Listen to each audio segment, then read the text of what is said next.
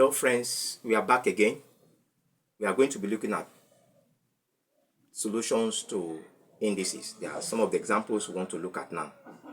So before we go into that, I want you to subscribe this channel. I want you to share it to your loved ones. I want you to like it. I also want you to stay updated because I'm going to make math simple for you. So take note as we go into this process. So we are going to look at a problem here on the board now. As you can see, we have to simplify 625 raised to power minus 1 all over 4 times 1024 raised to power 1 all over 2. When you have a problem like this problem, as you look at it, is indices problem. So they have different bases here. The bases are not the same. So when you have such situation, what you need to do, you look for a number from 2 and above that you can multiply that number by itself number of times to give us this base. Also same this way. So when you try 2, you see that 2 will not go. You try 3 will not go, 4 will not go, but 5 can go. So it can now be 5 raised to power 4. You can when you multiply 5 by itself 4 times, 5 times 5 times 5 times 5 will give us this. So that's why we have 5 raised to power 4. Now you still repeat the 1 minus 1 all over 4 times. You do same to this. You try 2. Let us try 2. If you try 2 and you multiply 2 by itself 10 times, you are going to have 1024. Become 2 raised to power 10 here, which is, if you multiply 2 by itself 10 times, will give us this, and raised to power 1 all over 10. So now, in this case, you agree with me that this is the same thing as saying 4 times minus 1 all over 4. 2 times raised to power 10 times 1 all over 10. This is the same thing as this. So 4 will carry there. You are left with minus 1. So it becomes 5 raised to power minus 1 times this 10 will also take this. You are left with 1. 2 raised to power 1. So anything raised to power 1, any number raised to power 1 remains that number. So it now becomes the same thing as saying 5 raised to power minus 1 times 2. So anything raised to power 1 is that number. So from there, we will be having this thing means 5 raised to power minus 1. So to remove this minus, you get the reciprocal, which is 1 all over 5 raised to power 1 times 2. And we are told that any number raised to power 1 is that number. So you are going to have 1 all over 5 times 2. So this is the same thing as saying 1 times 2 is 2 all over this 5. So this is the answer to this problem. Because as you can see, it's very simple, and follow the step keenly, you understand what is going on. Let us look at the second example.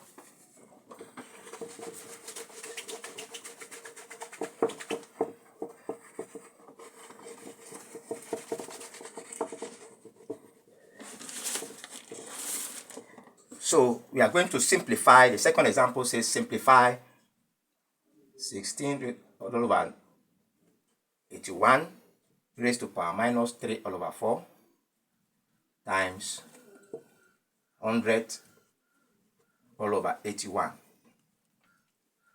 So this is what we are giving 16 all over 81 raised to power minus 3 all over 4 times 100 all over 81. So you have a problem like this. Now, like in this case, this is fractional indices and a base. This is fractional base. The base are in fraction. So when you have a problem like this with negative indices here, with negative index, like in this case, you now invert the base, the fractional base, by taking the denominator up and bringing the numerator down. You now have 81 all over 16 raised to power 3 all over 4. So we have removed the minus. By so doing, this is what happened, that the minus is no longer there. In mathematics, the times 100 all over 81. So this is the same. 81 all over 16 raised to power 3 all over 4 is the same. This 3 all over 4 is guiding the numerator, which is 81, and also guiding the denominator, which is 16. This is the same thing as saying 81 raised to power 3 all over 4 divided by 16 raised to power 3 all over 4 times 100 all over 81. So when you have 81 raised to power fractional indices like this, a base raised to fractional indices, you get the root of the base. And in this case, the root of the base will be determined by the denominator of the power. And the denominator of the power here is 4. So we are going to have fourth root of 81 raised to power 3 divided by fourth root of 16 all raised to power 3 times 100 all over 81. So from here, you now see that now this fourth root of 81, you look for a number that when you multiply that number by itself 4 times will give you 81. And we'll now observe that 3 will be the number. So when you multiply 3 by itself 4 times will give you 81. That is 3 times 3 times 3 times 3 into multiply 4 times will give you 81. So the fourth root of 81 is 3 raised to power this 3 all over. You also look for a number that when you multiply that number by itself 4 times will give you 16. And the number is 2 raised to power this 3 times 100 all over 81. So now this means 3 times 3 times 3. 3 multiply itself 3 times. That is 3 times 3 times 3. So 3 times 3, this means 3 times 3 times 3 all over 2 times 2 times 2 times 100 all over 81. So 3 times 3 is 9. 9 times 3 is 27. 2 times 2 is 4. 4 times 2 is 8. Times this 100 all over 81. So 27 here, 1 time into 81 goes there 3 times. Now this other one, 8 cannot go exactly into 100. So there are this 8 and this one, the 8 and 100, they are not divisible. So what you need to do, you look for a number that can go into 8 and also go into 10. So and 2 into 8 goes there 4 times. Then 2 into 100 goes there 50 times. Then 2 into 4, 2 times. 2 into 50 goes there 25. So you are left with 1 times 25 is 25. All over 2 times 3 is 6. So in mathematics, when you have a fraction like this, you reduce it to the lowest term. But in this case, the numbers are not divisible. So now what you need to do is that there is no number that can go into 25 and also go into 6. You now convert it to mixed number or mixed fraction. While we are converting it to mixed fraction, when you have a fraction like this, where the numerator is bigger than the denominator, convert it to mixed fraction if they cannot be reduced to the barest minimum. So now how do you convert it? You look for a number that when you multiply that number by the base, which is 6 here, will give you a result closer to the numerator 25. And whatever is left for you to be added to that result to make it 25 will be smaller than the denominator here. So that is what we are going to look at now. So we now say we will try 1. It will say 1. We will take 1 now.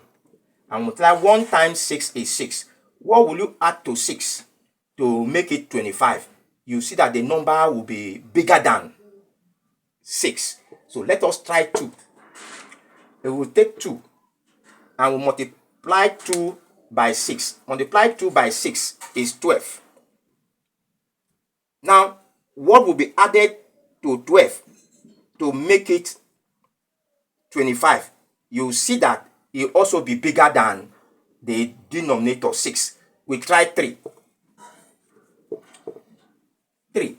Now, 3 times 6. 3 times 6 will give you 18.